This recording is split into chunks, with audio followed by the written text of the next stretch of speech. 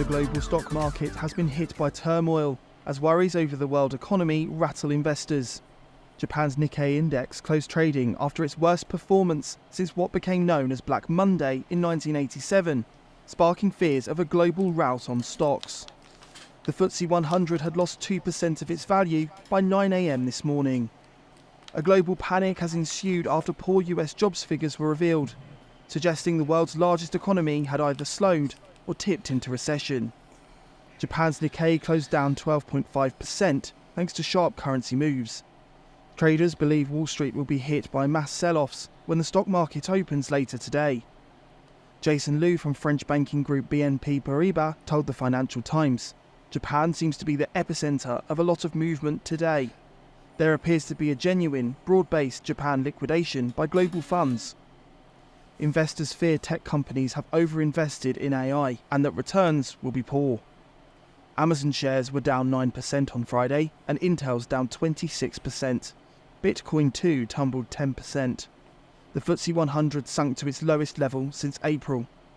New York's VIX index, known as Wall Street's fear gauge, soared past 40 points on Monday, the highest level since the beginning of the COVID pandemic. Chief market analyst at IG told The Standard, "This is a perfect demonstration of what happens when everyone tries to sell at once. Such moves don't stop in a single day, and we likely have a summer of volatility ahead of us." Reflecting big tech's crash in America were British tech backers, some of whose shares sunk 8%.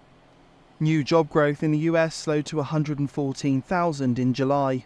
This might seem like a lot, but not so in a country of 336 million people. Markets had expected job growth of 175,000 plus. Unemployment in fact rose to 4.3%, the highest since the coronavirus pandemic. Such a weak economy signifies the US Federal Reserve will have to move to cut interest rates. The markets are now betting on swinging cuts to boost growth by making debt cheaper and saving less attractive. Financial panic spread online, with searches of US recession and stock market crash sent soaring on Google after the mass sell-off. This volatility in financial markets has been exacerbated by fears of an imminent Iranian attack on Israel and political instability in Europe, namely riots in the UK.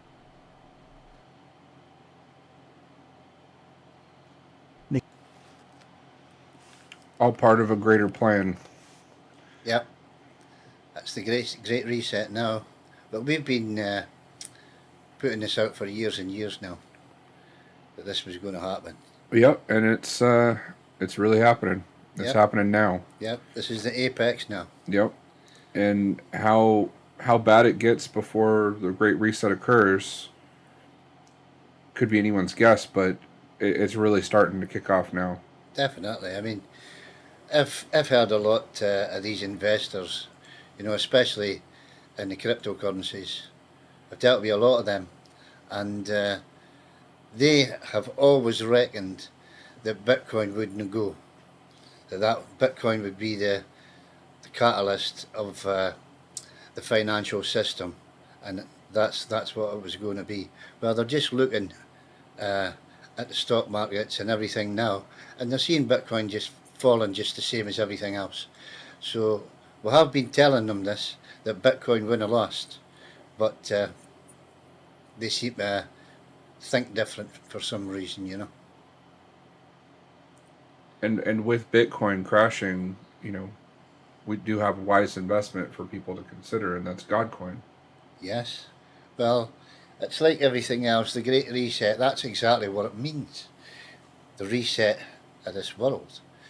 Right? So we're going to have a one world government, a one world currency, financial system, and we're going to have a one world religion. Now, this is the way that the world has to move. Because if we look, we've got a part coming up about the WEF. I'll maybe speak about that then. But this world has to move on. Because the way it is just now, it doesn't work. They were saying that Bitcoin was dropping 10%, but what it's done since then is actually 15%. Yeah. And it's the lowest it's been since before 2022. Yep. people are always expecting Bitcoin to keep going up and up and Yeah. up. Well, you heard this right at the beginning of the show here, that we're in for a summer of this, right?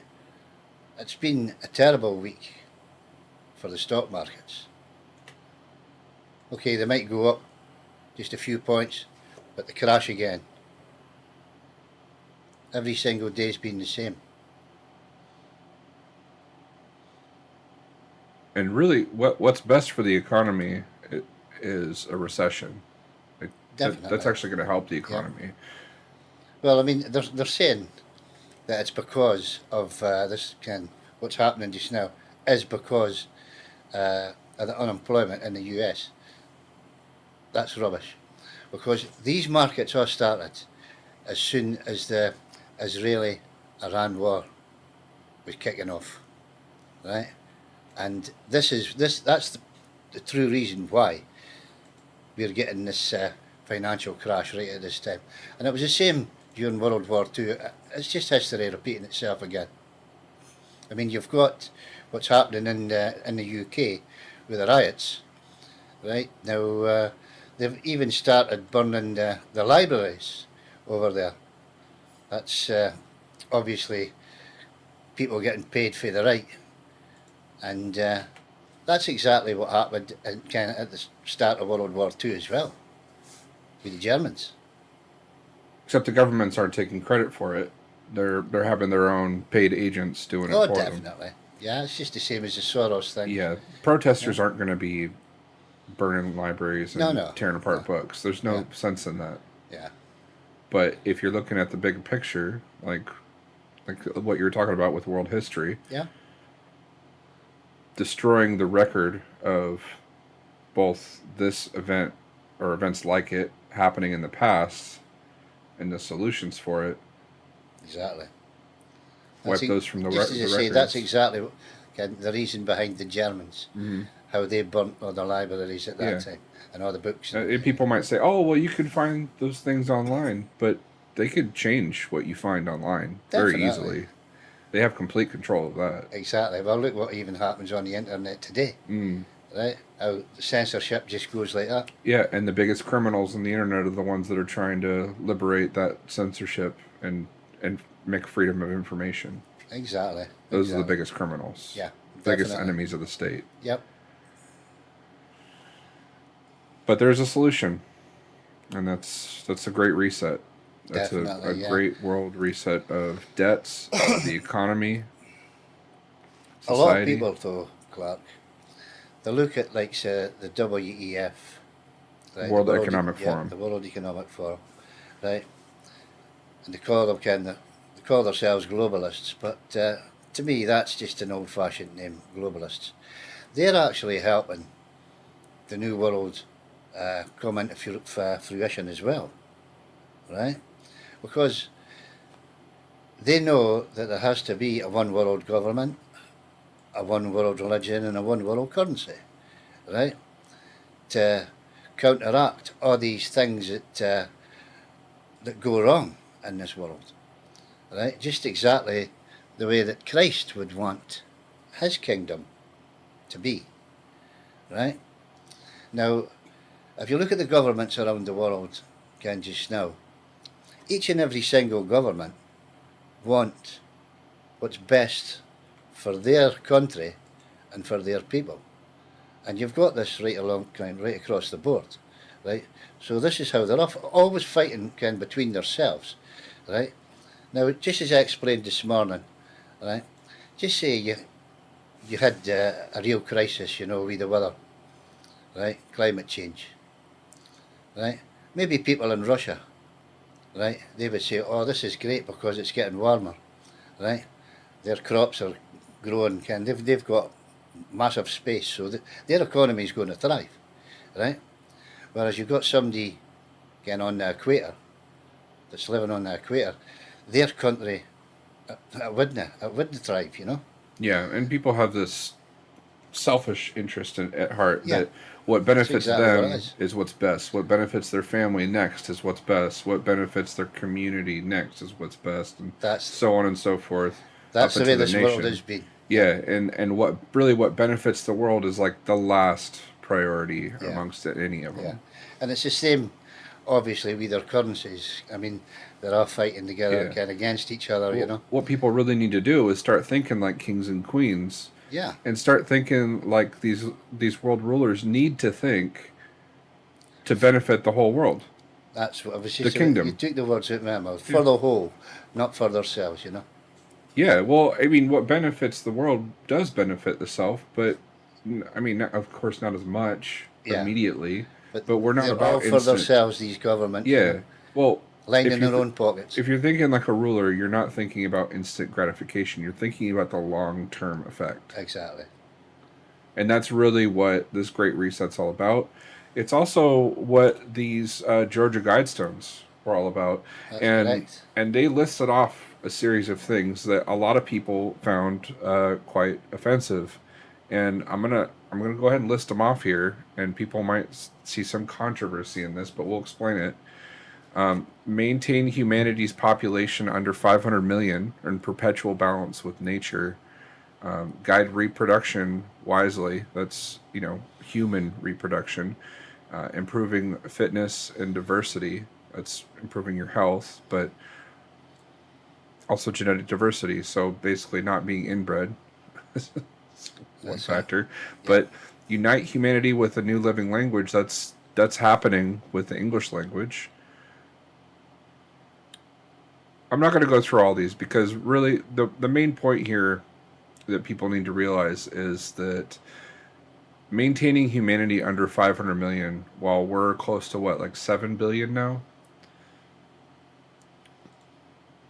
that's actually a good thing, and there's a reason for reducing the population, and this isn't just something that some nefarious small group of people are involved with. This is something that God intended. Well, God's kingdom that's coming here on earth, Clark. I mean, it's going to be bountiful, Mm-hmm. and there's going to be plenty for everyone. You know, there's not going to be the crime and things like that that this world currently lives under just now, because there's not going to be any need for that. Even with the new world currency, which is going to be digitised, right? I mean, that's going to reduce crime as well, Yeah. right? Everything like that's geared to this new kingdom, no having any crime, peace, harmony, and love. Well, to live in balance with nature, Yeah, a population can't exceed too much. exactly. Especially with the way that our society works now with fossil fuels, for example. I'm going to quote Mathis Walker-Nagel, the chief executive and co-founder of the Global Footprint Network. He said, while ever greater food production, mineral extraction, forest clearance, and fossil fuel burning bring short-term and unequally distributed lifestyle gains, the long-term consequences are increasingly apparent in terms of soil erosion, water shortages, and climate disruption.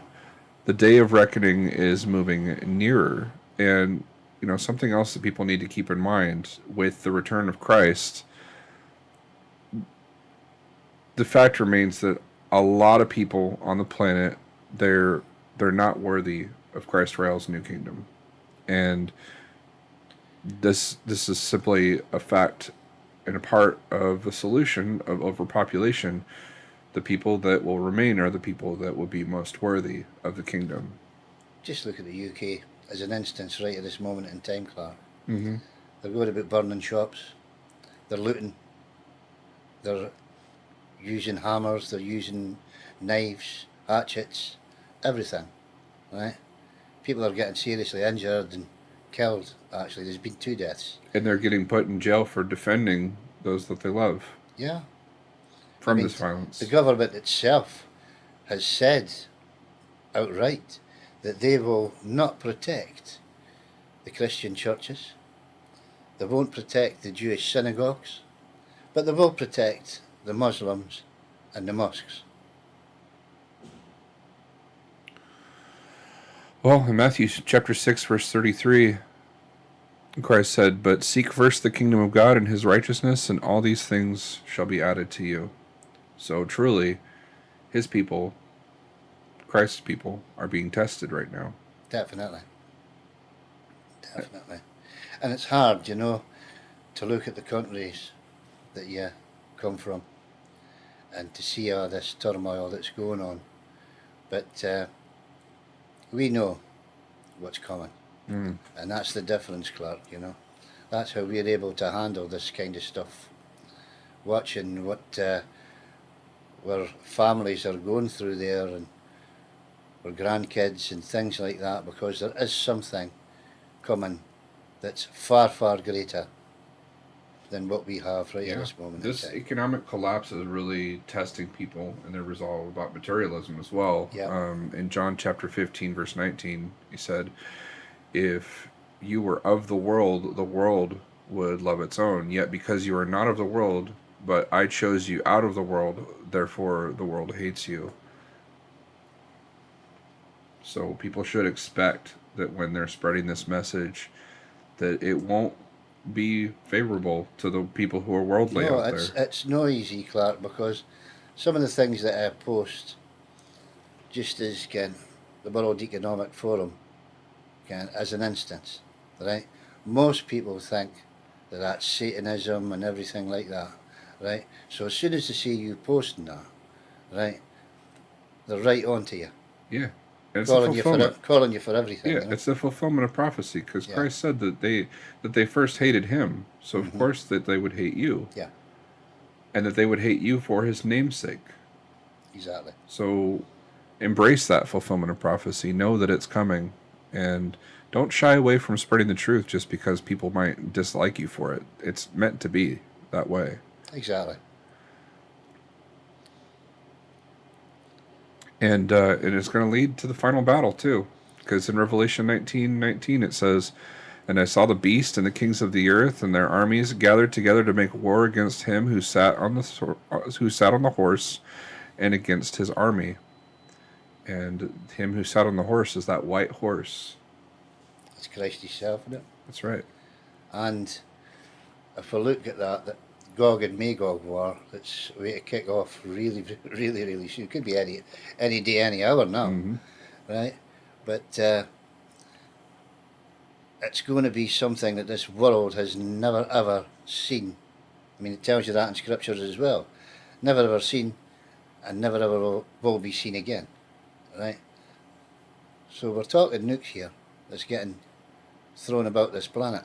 Yep. And it's not going to be nice. Nope. And it's important that people remain diligent in doing what's right, what's correct. Don't worry too much about what your pastor says, because it's actually prophesied that they would be wrong. Yeah. In Matthew chapter 7. This is no baptism by water this time. No, it's not. This is baptism by fire. By fire. Yeah. And Christ said, and it's listed in Matthew chapter 7, "Not everyone who says to me, 'Lord, Lord,' shall enter into the kingdom of heaven, but he who does the will of my Father in heaven. Many will say to me that day, 'Lord, Lord, have we not prophesied in your name, cast out demons in your name, and done many wonders in your name?' And I will declare to them, 'I never knew you. Depart from me, you who practice lawlessness.'" So these corrections coming about just now about the Christ's return and the things that he has taught his people since his return about what he intended with his teachings 2,000 years ago and how they should apply to today. Yeah. People should take heed and really get to know him. Exactly, because, I mean, how long have we been here now? 13 years? Right? Just about. Yeah. Trying to correct what was put out there falsely in the first place, right? But the Christians, Muslims, and Jews still seem to go to that false doctrine. Mm. It's easy to go along with what the big group is doing. It's really easy to follow the herd. Yes. Easier, yeah. It's the easy path. It's the wide path to destruction. It's narrow, though. Yeah, but we need people to look for the narrow path. Yes, definitely. And here you have it. Yeah. But I I sometimes wonder if this movement ever becomes popular about Rael and the returned Christ. Would it still be such a narrow path? No, no, no, no, no, no. But they will be made to either bend their knee or just live in their sin that they're living in. Mm, It's up to them. yeah. It's their choice. And they still have a choice. Thank God for that. Well, we're still here. Obviously, they have that choice. Yeah, the cloud is still raining down knowledge here. The cloud being the internet. Yep. And the rain being the water of life that we're trying to spread to the world right now. Definitely. So I know that's a stretch of the imagination, but yeah. But it's well said, and it's well Yeah, meant. sure. That's the thing. Yeah. Well, thanks for coming on with us again, Tom. I know that we do wish our people a peaceful Sabbath day. Definitely. But before that, before the sun sets here in Baja California, we have Cardinal Eric Logan coming on with us at 1 p.m. Yeah, that'll be another great live. We'll be talking more about the New Kingdom too. Yeah. So, looking forward to that. Again, thanks for joining us. We'll probably see you again on Monday, God willing. Yep. It's All a right. pleasure, Clark. Likewise, brother. And to our people at home, love God, love each other, in the name of Lord Rael. Shabbat Shalom.